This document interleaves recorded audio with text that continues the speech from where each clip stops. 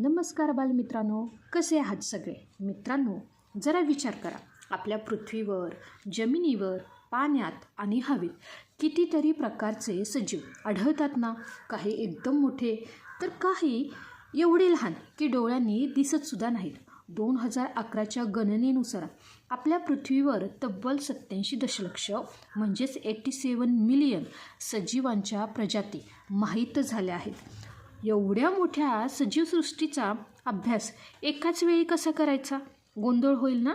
म्हणूनच विद्यार्थी मित्रांनो, सजीवांमधील साम्य म्हणजेच सिमिलॅरिटीज आणि भेद डिफरन्सेस लक्षात घेऊन त्यांचे गट पाडले जातात. यालाच आपण काय म्हणतो बघा, वर्गीकरण. यालाच आपण काय म्हणतो, वर्गीकरण. काय आहे बघा वर्गीकरण, म्हणजेच जे काही सजीवातील साम्य आणि काय आहे बघा भेद लक्षात घेऊन त्यांचे काय केले जातात, तरी गट पाडले जातात. ह्यालाच वर्गीकरण म्हणजेच काय म्हणायचं, क्लासिफिकेशन.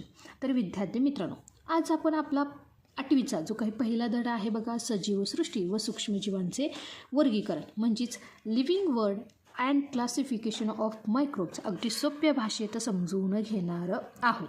तर विद्यार्थी मित्रांनो, आता बघा, सजीवांचे गट पाडण्याचा हा जो काही प्रयत्न आहे हा आजचा नाही, तर तो शतकानुशतके सुरू आहे.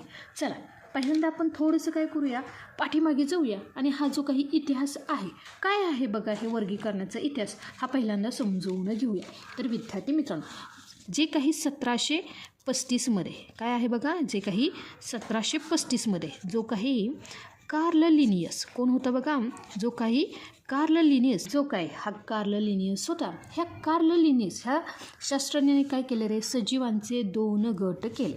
जो काही पहिला गट होता त्याला नाव दिलं वनस्पती. काय केलं बघा, त्याने सजीवांचे 2 गट केले आणि त्या गटाला नाव दिले वनस्पती, ज्याला आपण काय म्हणायचं आहे, प्लांटी. काय म्हणायचं आहे, प्लांटी. आणि जो काही दुसरा गट आहे, ह्या दुसऱ्या गटाला नाव दिलं प्राणी, ज्याला काय म्हणायचे,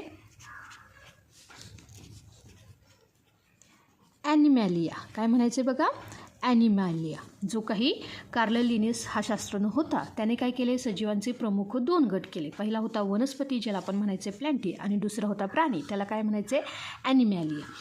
त्यानंतर विद्यार्थी मित्रांनो, 1866मध्ये काय आहे बघा, 1866मध्ये जो काही हेकेल हा शास्त्रज्ञ होता, काय आहे बघा, हेकेल ह्या शास्त्रज्ञाने 3 सृष्टी मांडली. पहिली होती प्रोटिस्टा. काय आहे बघा, पहिली होती प्रोटिस्टा.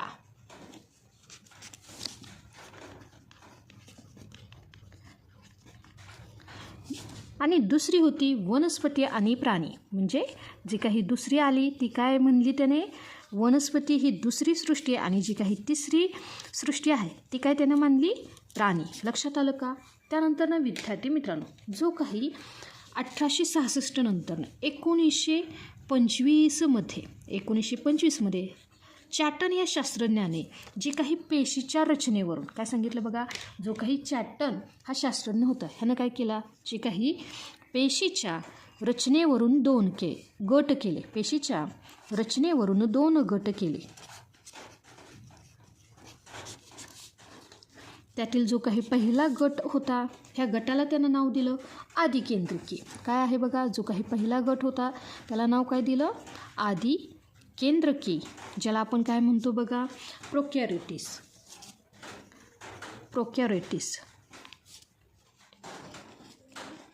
आणि जो काही दुसरा गट होता, ह्या दुसऱ्या गटाला नाव त्यानं दिलं दृश्य केंद्रकी. काय नाव दिलं बघा, दृश्य केंद्रकी. आणि दृश्य केंद्रकीला आपण काय म्हणतो, युकॅरियोटिक्स.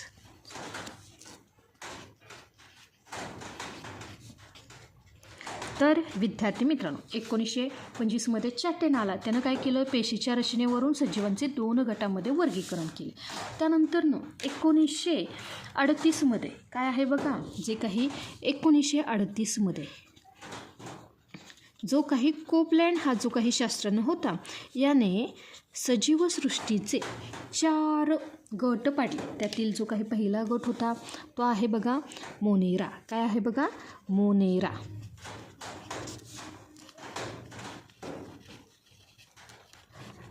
दुसरा गट होता प्रोटिस्टा. दुसरा गट कोणता होता, प्रोटिस्टा. त्यानंतरनं तिसरा गट होता बघा वनस्पती आणि चौथा गट होता प्राणी. काय होता बघा, चौथा गट होता प्राणी. म्हणजेच विद्यार्थी मित्रांनो 1735 म्हणजे 17व्या शतकापासून 1938पर्यंत जे काही कार्ल लिनियस यानं काय केलं होतं, वनस्पती आणि प्राणी असे सजीवांचे 2 गट पाडले होते. पण 1938मध्ये कोपलँड या शास्त्रज्ञानं काय केलं रे, की मोनेरा, प्रोटिस्टा, वनस्पती आणि प्राणी असे सजीवांचे 4 गट केले. पण विद्यार्थी मित्रांनो आज आपण संपूर्ण जगात जी पद्धत वापरतो तर ती पद्धत आहे बघा जी 1969मध्ये काय आहे बघा, जे काही 1969मध्ये जे काही रॉबर्ट व्हिटाकर काय आहे बघा, रॉबर्ट व्हिटाकर या अमेरिकन शास्त्रज्ञाने जी काही पद्धत वापरली ह्या पद्धतीला म्हणायचं आहे पंचसृष्टी वर्गीकरण पद्धत, जी आज संपूर्ण जगामध्ये आपण वापरतो. लक्षात आलं का? रॉबर्ट व्हिटाकर यांची काय आहे बघा, पंचसृष्टी वर्गीकरण पद्धत, ज्याला आपण काय म्हणायचं आहे 5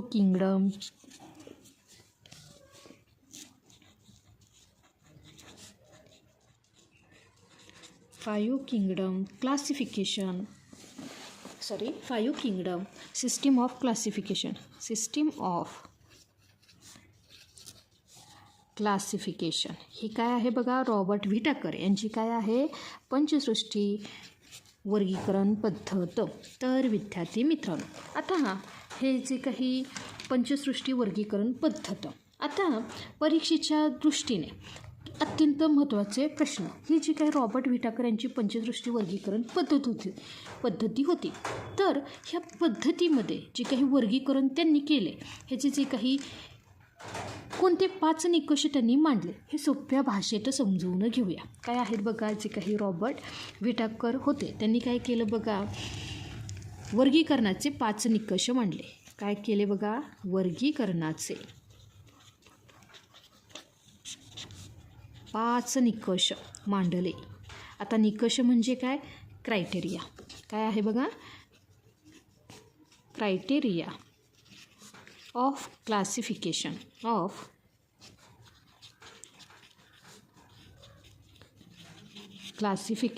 हे काय केलं रे, जे काही रॉबर्ट व्हिटाकर यांनी काय केले, वर्गीकरणाचे 5 निकष मांडले. तर पहिला जो काही निकष होता तर तो होता बघा पेशींची जटिलता. काय आहे बघा, पहिला होता पेशींची जटिलता, ज्याला आपण म्हणायचं आहे कॉम्प्लेक्सिटी ऑफ सेल स्ट्रक्चर. काय म्हणायचे बघा, कॉम्प्लेक्सिटी ऑफ सेल स्ट्रक्चर.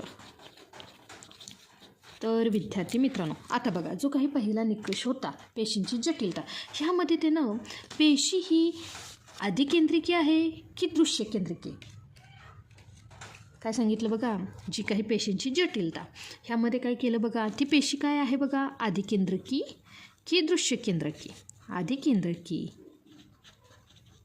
की दृश्य केंद्रिकी हा पहिला क्रायटेरिया ठेवला, म्हणजे हा पहिला निकष ठेवला. लक्षात आलं का?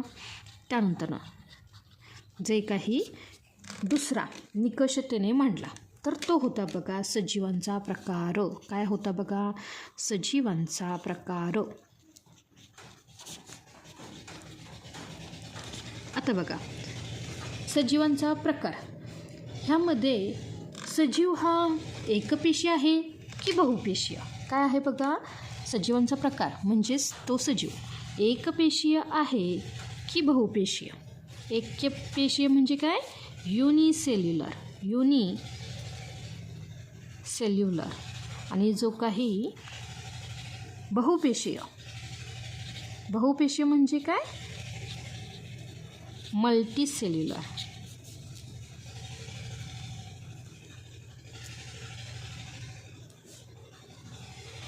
हा काय केला रे, हा दुसरा निकष मांडला की सजीव हे एकपेशी आहेत की बहुपेशीय.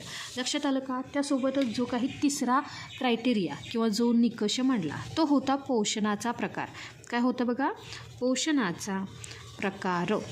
आणि विद्यार्थी मित्रांनो, आता बघा हा जो काही पोषणाचा प्रकार होता ह्यामध्ये की पोषणाचा प्रकार म्हणजेच काय की स्वयंपोषी म्हणजे ज्या काही वनस्पती काय आहेत बघा की वनस्पती ह्या काय करतात रे, वनस्पती असतात स्वयंपोषी, त्या प्रकाश संश्लेषण करतात.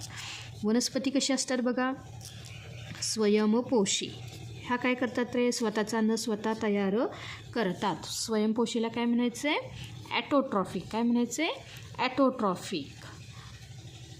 हे काय आहेत रे, वनस्पती असतात स्वयंपोषी म्हणजे वनस्पती स्वतःचं अन्न स्वतः तयार करतात. त्यानंतर जे काही दुसरे आहेत तर ते आहेत प्राणी. आता हे प्राणी काय आहेत रे, तर प्राणी असतात भक्षक म्हणजेच प्राणी काय करतात रे, इतर सजीवांना खातात. आणि ह्याला आपण काय म्हणायचं आहे, हेटेरोट्रॉफिक. काय म्हणायचे बघा, भक्षकांना काय म्हणायचे, हेटेरोट्रॉफिक. त्यासोबतच विद्यार्थी मित्रांनो जे काही तिसरं होतं तर ते आहेत बघा कवके. आता ही कवके कशी असतात रे, परपोषी किंवा ते काय म्हणतात त्याला आपण परपोषी किंवा मृतोपजीवी. आता मृतोपजीवी का म्हणतात, तर जे काही मेलेले जे काही मृत सजीव आहेत ह्या सजीवांचं काय करतात रे, ते कुजलेल्या पदार्थातून ते अन्न घेतात म्हणून त्यांना काय म्हणायचं आहे, मृतोपजीवी किंवा परपोषी. लक्षात आलं का, जे काही कुजलेले पदार्थ आहेत त्यातून हे काय करतात रे, स्वतःचं अन्न घेतात. लक्षात आलं का. हे काय होतं रे, पोषणाचा प्रकार. स्वयंपोषी आहेत, परपोषी आहेत का भक्षक आहेत. लक्षात आलं का. हे होता तिसरा क्रायटेरिया. त्यानंतर जो काही चौथा क्रायटेरिया होता म्हणजे जो काही चौथा निकष होता ती होती बघा जीवन पद्धती. काय होती बघा, जीवन पद्धती. आणि जीवन पद्धतीमध्ये आता काय होते बघा की उत्पादक होते, भक्षक होते, विघटक. आता उत्पादक म्हणजे कोण रे, तर वनस्पती. काय करतात रे, प्रोड्युसर. काय आहेत बघा, उत्पादक म्हणजे काय आहेत ते, प्रोड्युसर.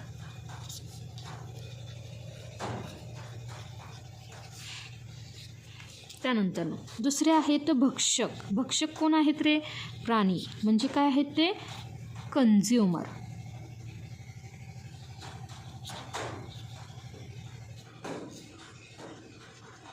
आणि जे काही तिसरे ते आहेत विघटक. ते काय आहेत बघा, विघटक म्हणजेच काय, कवके. आणि त्याला काय म्हणायचं आहे, डिकॉम्पोजर्स. काय म्हणायचं आहे, डिकॉम्पोजर्स. हे काय आहेत बघा, त्यांची जीवन पद्धती. लक्षात आलं का. म्हणजे ते उत्पादक आहेत, भक्षक आहेत की विघटक. आणि जो काही पाचवा निकष त्यांनी मांडला तर तो होता बघा वर्णानुवंशिक संबंध. वर्णानुवंशिक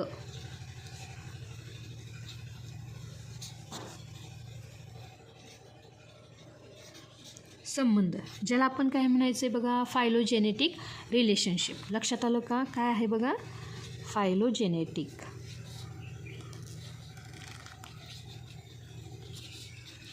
रिलेशनशिप.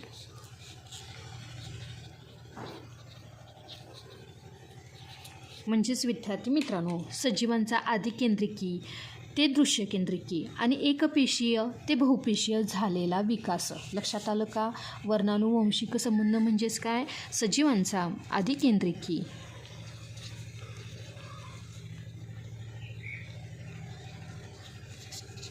ते दृश्यकेंद्रकी आणि एकपेशीय ते बहुपेशीय झालेला विकास. लक्षात आलं का. हे काय होते बघा, जे काही रॉबर्ट व्हिटाकर यांनी जी काही पंचसृष्टी वर्गीकरण पद्धती ह्या वर्गीकरणामधले हे काय होते रे, 5 निकष की पेशींची जटिलता म्हणजे ती पेशी आदिकेंद्रिकी आहे का दृश्यकेंद्रिकी. त्यानंतर सजीवांचा प्रकार, ते सजीव एकपेशीय आहेत की बहुपेशीय. त्यासोबतच पोषणाचा प्रकार, स्वयंपोषी, परपोषी, भक्षक. त्यानंतर त्यांची जीवन पद्धती कशी आहे. त्यासोबतच वर्णानुवंशिक संबंध. लक्षात आलं का. तर विद्यार्थी मित्रांनो आता आपण जे काही विटाकर यांची जी काही पंचसृष्टी आहे ह्या पंचसृष्टीतील पहिल्या 3 प्रमुख सृष्टीचे वैशिष्ट्ये आणि उदाहरणे पाहूया. तर विद्यार्थी मित्रांनो बघा, जी काही पहिली सृष्टी आहे तर त्या आहे बघा सृष्टी मोनेरा. काय आहे बघा, जी काही पहिली सृष्टी आहे तर ती आहे सृष्टी मोनेरा. काय आहे, सृष्टी मोनेरा. आणि ज्याला आपण काय म्हणायचं आहे बघा, किंगडम मोनेरा. काय म्हणायचं आहे, किंगडम मोनेरा. तर विद्यार्थी मित्रांनो आता हे जे काही सृष्टी मोनेरा मधील जे काही सजीव आहेत हे सगळे एकपेशीय आहेत. ते आदिकेंद्रिकी असतात. ह्यामध्ये स्पष्ट केंद्रक किंवा पेशी अंगके नसतात. हे स्वयंपोषी किंवा परपोषी असतात. काय सांगितलं बघा, जी काही सृष्टी मोनेराची जी काही वैशिष्ट्ये आहेत तर ते कसे असतात बघा, तर ते असतात एकपेशीय. ह्यातील जे काही सजीव असतात हे असतात एकपेशीय आणि अधिकेंद्रकी. आणि कसे असतात बघा, आदिकेंद्रकी. त्यासोबतच सृष्टी मोनेरा ह्यामधल्या सजीवांमध्ये स्पष्ट केंद्रक किंवा पेशी अंगके नसतात. स्पष्ट केंद्रक किंवा पेशी अंगके नसतात.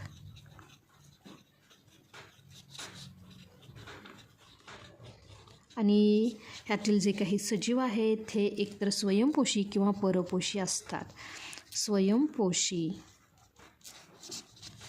किंवा परपोषी असतात. किंवा परपोषी असतात. आणि ह्याची जी काही उदाहरणे आहेत तर विद्यार्थी मित्रांनो ह्याची उदाहरणं म्हणजे काय, ताकात असणारे जे काही लॅक्टोबॅसिलाय. काय आहे बघा, ताकात असणारा लॅक्टोबॅसिलाय आजार पसरवणारा आहे स्टेफायलोकॉकस. काय आहे बघा, जो काही आजार पसरवणारा जो काही सजीव आहे तर तो काय आहे बघा, स्टेफायलोकॉकस.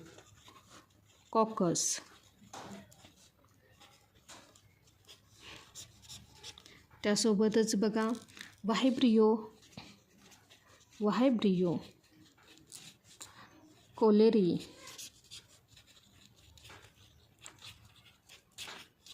ही काय आहेत रे, सृष्टी मोनेराची ही काय आहेत रे वैशिष्ट्य. सृष्टी मोनेरामध्ये ही बाकीची नावं जरी नाही लक्षात राहिली तर दही किंवा ताकामध्ये असणारा जो काही लॅक्टोबॅसिल आहे हा नक्कीच लक्षात ठेवा. लक्षात आलं का. त्यानंतर जी काही दुसरी सृष्टी आहे तर ती आहे बघा सृष्टी प्रोटिस्टा. काय आहे बघा, जी काही दुसरी सृष्टी आहे तर ती आहे सृष्टी प्रोटिस्टा. आणि ज्याला आपण काय म्हणायचं बघा, किंगडम प्रोटिस्टा. काय म्हणायचं आहे, किंगडम प्रोटिस्टा. तर विद्यार्थी मित्रांनो आता सृष्टी प्रोटिस्टामधील जे काही सजीव असतात तर हे सजीव असतात एकपेशीय. पण यांच्यात स्पष्ट केंद्रक असलेली दृश्य केंद्रकी पेशी असते. काय सांगितलं बघा, एकतर हे कसे असतात बघा, हे असतात एकपेशीय आणि स्पष्ट केंद्रक असलेली दृश्य केंद्रकीय पेशी असते. आणि स्पष्ट केंद्रक असलेली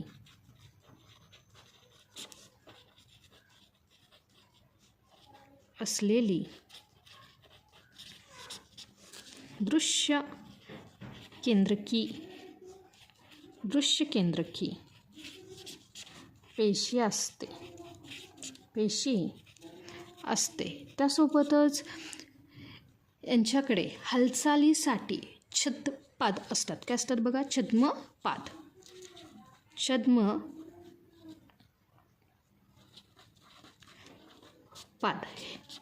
आणि कशाभिका किंवा ज्याला आपण काय म्हणतो रे, कशाभिका असतात. हालचालीसाठी काय असतात बघा, छद्मपाद किंवा कशाभिका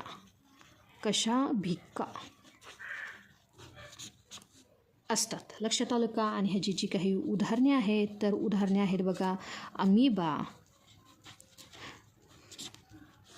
पॅरामेशियम,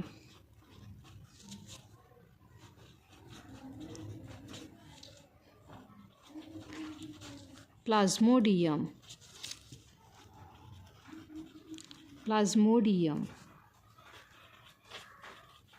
स्वयंपोषी असणारा युग्लिना. काय आहे बघा, स्वयंपोषी असणारा युग्लिना ही काय आहेत रे सृष्टी प्रोटिस्टामधील उदाहरणे. तर विद्यार्थी मित्रांनो अमिबाचं उदाहरण तुम्हाला नक्कीच लक्षात तर राहू शकतं. अमिबा कसं आहे बघा एकपेशीय आणि त्यामधली जी काही पेशी असते दृश्य केंद्रकीय पेशी. त्यासोबतच त्यांना हालचालीसाठी काय असतात बघा छद्मपात किंवा कशाभिका. लक्षात आलं का. तर आता विद्यार्थी मित्रांनो जी काही तिसरी सृष्टी आहे तर ती आहे बघा सृष्टी कवके. जी काही तिसरी सृष्टी आहे तर ती काय आहे बघा सृष्टी कवके, जिला आपण काय म्हणायचे किंगडम फंगाय. किंगडम फंगाय ही काय आहे बघा तिसरी सृष्टी. तर विद्यार्थी मित्रांनो आता ही जी काही कवके आहेत तर ह्यांची जी काही वैशिष्ट्ये आहेत तर ह्यातले जे काही सजीव आहेत हे परपोषी असतात आणि दृश्य केंद्रकीय सजीव असतात. काय असतात बघा तर हे असतात परपोषी आणि दृश्य केंद्रकीय त्यासोबतच विद्यार्थी मित्रांनो हे कुजणाऱ्या जे काही सेंद्रिय पदार्थांवर जगतात म्हणून ह्यांना काय म्हणायचे बघा मृतोपजीवी म्हणतात. काय आहेत बघा कुजणाऱ्या सेंद्रिय पदार्थांवर काय होतात रे कवके जगतात म्हणून ह्यांना काय म्हणायचे मृतोपजीवी. त्यासोबतच ह्यांची जी काही पेशीभित्तिका असते ह्यांना कायटिन या गुंतागुंतीच्या शर्करेपासून बनलेली असते. लक्षात आलं का. जी काही कवकांची पेशीभित्तिका आहे काय आहे बघा कवकांची जी काही पेशीभित्तिका ही कायटिन या गुंतागुंतीच्या शर्करेपासून बनलेली असते. या गुंतागुंतीच्या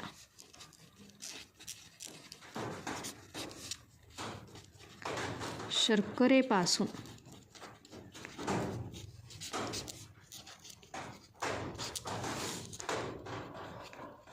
बनलेली असते. लक्षात आलं का. तर आता ह्याची जी काही उदाहरणं आहेत तर आपल्या घरामध्ये असणारी भाकरीवरील बुरशी असेल किंवा पावावरील भुरशी ही काय आहे बघा सृष्टी कवके. पावावरील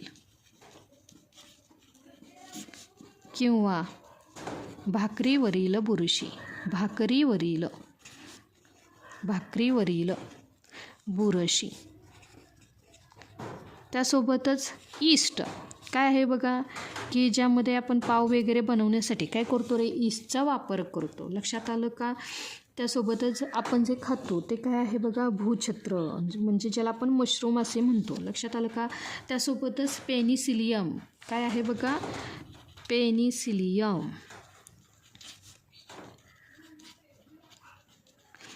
ही काय आहेत बघा सृष्टी कवकांमधील ही उदाहरणे आहेत. तर विद्यार्थी मित्रांनो हे काय होते बघा हे जे काही रॉबर्ट व्हिटाकर ह्यांची पंचसृष्टी पाहिली त्यातील हे जी काही पहिले 3 हे काय होते बघा 3 सृष्टी होत्या. लक्षात आलं का. त्यानंतर विद्यार्थी मित्रांनो आता जो काही आपला ह्या धड्याचा सगळ्यात महत्त्वाचा भाग आहे तर तो आहे बघा सूक्ष्मजीवांचे वर्गीकरण.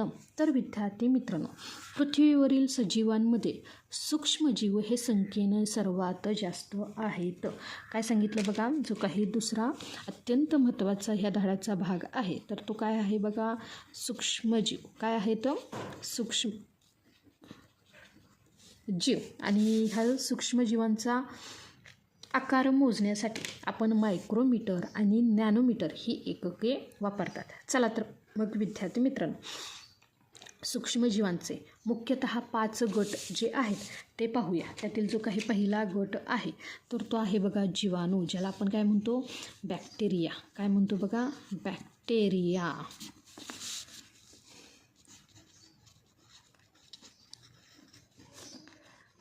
आणि ह्यांचा जो काही आकार आहे तर तो आहे बघा 1 मायक्रोमीटर ते 10 मायक्रोमीटर. आता हे जे काही अशा UM पद्धतीने तुम्हाला दिसतंय तर हे काय आहेत बघा तर तो त्यांचा आहे आकार 1 मायक्रोमीटर ते 10 मायक्रोमीटर एवढे काय असतात रे बॅक्टेरिया. यांचा आकार लक्षात आलं का विद्यार्थी मित्रांनो. आता बघा जे काही हे जीवाणू आहेत तर हे स्वतंत्र एकपेशीय अधिकेंद्रकी सजीव आहेत. लक्षात आलं का. अनुकूल वातावरणात ते काय करतात रे द्विखंडन पद्धतीने अतिशय वेगाने म्हणजेच 20 मिनिटात ते दुप्पट होतात. लक्षात आलं का. जीवाणू कसे आहेत बघा तर हे एकपेशीय, हे स्वतंत्र एकपेशीय अधिकेंद्रकी सजीव आहेत. अधिकेंद्रकी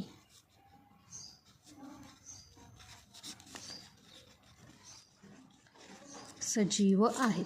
त्यासोबतच अनुकूल वातावरणात ते द्विखंडन म्हणजेच बायनरी फ्युजन. लक्षात आलं का. काय आहेत बघा द्विखंडन म्हणजेच बायनरी फ्युजन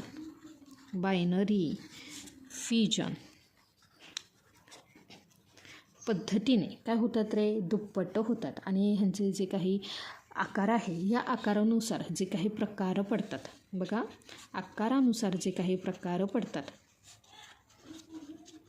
ते आहेत बघा गोलाणू. काय आहेत गोलाणू, दंडगोलाणू,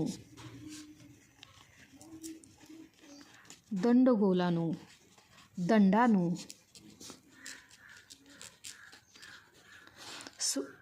स्वल्प विरामाकृती. काय आहे बघा स्वल्प विरामाकृती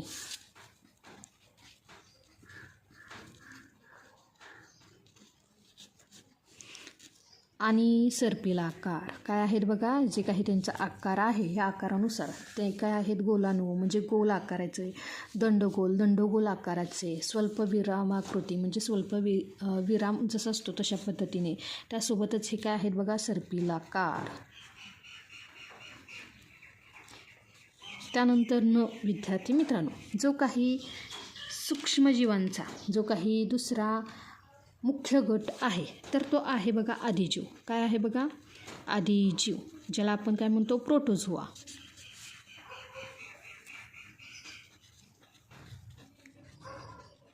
आणि ह्यांचा आकार सुमारे 200 मायक्रोमीटर एवढा असतो. काय असतो बघा 200 मायक्रोमीटर एवढा असतो. लक्षात आलं का.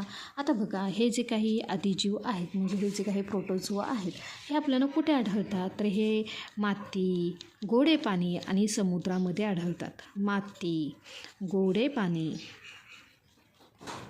आणि समुद्रामध्ये आढळणारे काय असतात रे आदिजीव. लक्षात आलं का. आता हे आहेत एकपेशीय दृश्यकेंद्रकी सजीव.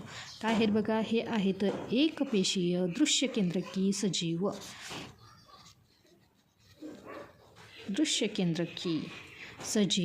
आणि विद्यार्थी मित्रांनो आता हे जी काही उदाहरणे आहेत तर गढूळ पाण्यात राहणारा काय आहे बघा अमिबा. त्यासोबतच हगवण होण्यास कारणीभूत असणारा एंट अमिबा. काय आहे बघा एंट अमिबा.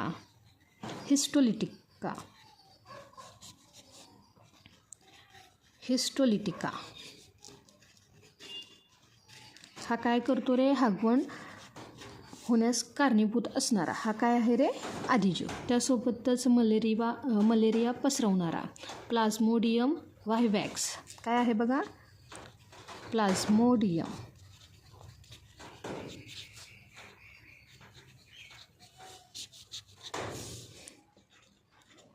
वायवॅक्स.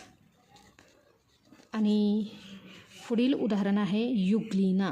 काय आहे बघा युग्लिना. त्यासोबतच विद्यार्थी मित्रांनो आता जो काही पुढचा मुख्य गट आहे तर तो आहे बघा कवके. काय आहे बघा कवके, ज्याला आपण काय म्हणतो फंगाय. काय म्हणतो फंगाय. आणि ह्याचा जो काही आकार आहे तर तो आकार असतो बघा 10 मायक्रोमीटर ते 100 मायक्रोमीटर. काय आहे बघा 100 मायक्रोमीटर. आणि विद्यार्थी मित्रांनो आता हे जी काही कवके आहेत हे कुजणाऱ्या सेंद्रिय पदार्थावर आढळणारे दृश्यकेंद्रकीय सूक्ष्मजीव आहेत. काय आहेत बघा कुजणाऱ्या सेंद्रिय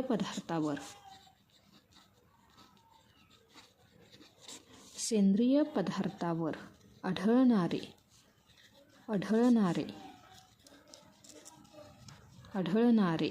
दृश्य केंद्रकी सूक्ष्मजीव आहेत. लक्षात आलं का? आता बघा, ते लैंगिक आणि अलैंगिक म्हणजेच द्विखंडन व मुकुलन पद्धतीने प्रजनन करतात. काय सांगितलं? ही जी काही कवके आहेत ही काय आहेत रे? लैंगिक आणि अलैंगिक म्हणजेच लैंगिकमध्ये ते द्विखंडन दुप्पट वाढतात. लक्षात आलं का? आणि अलैंगिकमध्ये मुकुलन पद्धतीने प्रजनन करतात. मुकुलन पद्धतीने काय करतात रे? प्रजनन करतात. आणि ह्याची जी काही उदाहरणे आहेत तर आहे ईस्ट. लक्षात आलं का? त्यासोबतच आहे म्युकर काय आहे रे? बुरशी. त्यासोबतच काय आहे बघा? कॅन्डिडा. काय आहे? कॅन्डिडा. त्यासोबतच पुढील जो काही गट आहे तर तो आहे बघा शैवाल. जो काही चौथा गट आहे तर तो आहे शैवाल. आणि ह्याचा जो काही शैवालला आपण म्हणायचे अलगी. काय म्हणायचे? अलगी. आणि ह्याचा जो काही आकार आहे तो आहे बघा 10 मायक्रोमीटर ते 100 मायक्रोमीटर. काय असतो रे? शैवालचा आकार काय असतो? 10 मायक्रोमीटर ते 100 मायक्रोमीटर. आणि विद्यार्थी मित्रांनो, आता शैवाल तुम्हाला माहिती आहे की हे कुठं वाढतं रे? पाण्यात वाढतं. त्यासोबत ते एकपेशी आहेत, दृश्य केंद्रिकी आणि स्वयंपोषी सजीव आहेत. लक्षात आलं का? काय आहे बघा? हे पाण्यात वाढणारे एकपेशीय त्यासोबतच दृश्य केंद्रकी आणि स्वयंपोषी सजीव आहेत. आणि स्वयंपोषी सजीव आहेत. त्यासोबतच पेशीतील जी काही हरित लवकांच्या साहाय्याने हे प्रकाश संश्लेषण करतात. काय सांगितलं? शैवालामध्ये जी काही पेशी आहे ह्या पेशीतील हरित लवकांच्या साहाय्याने प्रकाश संश्लेषण करतात. हरित लवकांच्या साहाय्याने काय करतात रे? प्रकाश संश्लेषण करतात. तर विद्यार्थी मित्रांनो, आता हे जी काही शैवाल आहेत ह्या शैवालाची जी काही उदाहरणं आहेत तर ते आहेत बघा क्लोरेल्ला. त्यासोबतच आहे बघा क्लॅमिडोमोनास. काय आहे बघा? क्लॅमिडोमोनास. हे काय आहेत रे? जी काही शैवाल आहेत त्यांची ही उदाहरणे आहेत. त्यासोबतच विद्यार्थी मित्रांनो, जो काही 5वा गट आहे तर तो आहे विषाणू, ज्याला आपण म्हणतो व्हायरस. काय म्हणतो बघा? व्हायरस. आणि विद्यार्थी मित्रांनो, ह्यांचा आकार असतो 10 नॅनोमीटर ते 100 नॅनोमीटर. काय आहे बघा? NM म्हणजे नॅनोमीटर, UM म्हणजे काय? मायक्रोमीटर. लक्षात आलं का? हे अजिबात विसरायचं नाही कारण ही अतिसूक्ष्म असतात. लक्षात आलं का? तर ह्यातली एक महत्त्वाची गोष्ट, विषाणूंना सामान्यतः सजीव मानले जात नाहीत. ते सजीव आणि जे काही निर्जीवांच्या सीमारेषेवर असतात. ते जे काही हे जीवाणू आहेत ह्या जीवाणूपेक्षा 10 ते 100 पटीने काय असतात रे? लहान असतात. लक्षात आलं का? विषाणू हे DNA किंवा RNA पासून बनलेले असतात. काय आहे बघा? जे काही DNA किंवा जे काही RNA पासून हे काय विषाणू बनलेले असतात. ते फक्त जे काही जिवंत वनस्पती आणि प्राण्यांच्या पेशीत वाढतात आणि त्या पेशी नष्ट करतात. काय आहेत बघा? जे काही विषाणू आहेत हे विषाणू जिवंत पेशीमध्ये वाढवून त्या पेशी नष्ट करतात. जिवंत पेशीमध्ये वाढवून, मग ती वनस्पती पेशी असू दे किंवा प्राणी पेशीत वाढवून पेशी नष्ट करतात.